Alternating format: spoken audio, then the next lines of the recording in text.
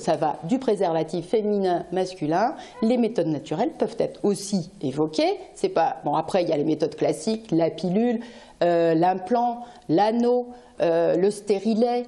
Surtout qu'il y a eu beaucoup de changements. Le stérilet, maintenant, on peut le mettre en place chez les femmes qui n'ont pas eu d'enfants. Alors, il faut lutter contre de vieilles habitudes. Pendant 30 ans, on a dit le contraire. Maintenant, depuis plusieurs années, on le sait, il n'y a pas de souci. On peut... Bon.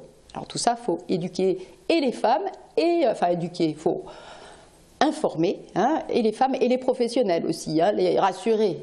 Et puis après, il y a les différentes pilules, avec toutes les polémiques, vous avez peut-être... On va revenir là-dessus, mais l'éducation, un mot, elle doit passer par où? Par l'école, par la famille, par les hôpitaux? Alors l'éducation, on va parler de l'éducation à la sexualité, c'est très important, l'éducation sanitaire, l'éducation à la santé, l'éducation à la contraception. Ça passe par tous les canaux du plus bas âge et tout le temps. C'est un apprentissage, c'est tout le temps, c'est un processus.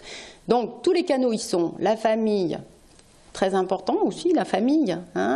Parler surtout, expliquer.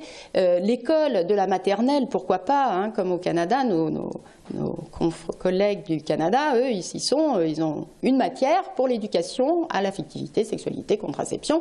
Comme la géographie, comme l'histoire, ça part de la maternelle et tous les ans on répète un petit peu. Le problème c'est qu'ici, en France, actuellement, c'est vraiment au niveau de l'éducation nationale, on n'arrive parfois même pas à aller dans des établissements parce que il y a, voilà, c'est juste quelques années, c'est au bon vouloir du directeur ou du chef d'établissement, des parents d'élèves, de je ne sais quoi, des professeurs. On va revenir sur cette polémique autour des pilules de seconde, troisième, quatrième génération, polémique qui vous a fait bondir.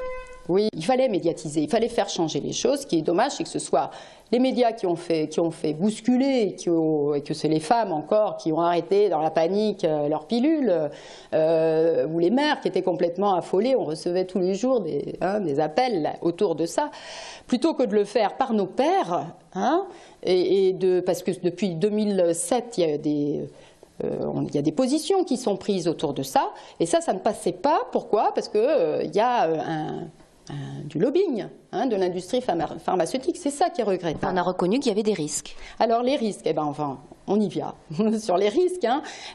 Donc toute femme, par rapport au risque thromboembolique veineux, on a vu qu'il y avait, toute femme confondue, un risque sur 10 000.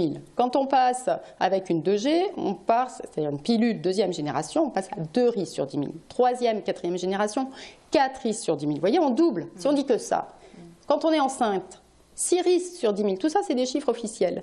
Autrement dit, c'est quand même pas prendre sa pilule, on peut prendre la pilule, même une 3G, mais peut-être en première intention, on va essayer, s'il n'y a pas de bénéfice-risque, on va donner une deuxième génération. Et puis l'intérêt aussi, ça a été de bien reposer les contre-indications, interroger les femmes sur les antécédents, revoir les choses. Mais tout ça, c'était pas à faire passer par les médias, c'était à faire passer par nos pères.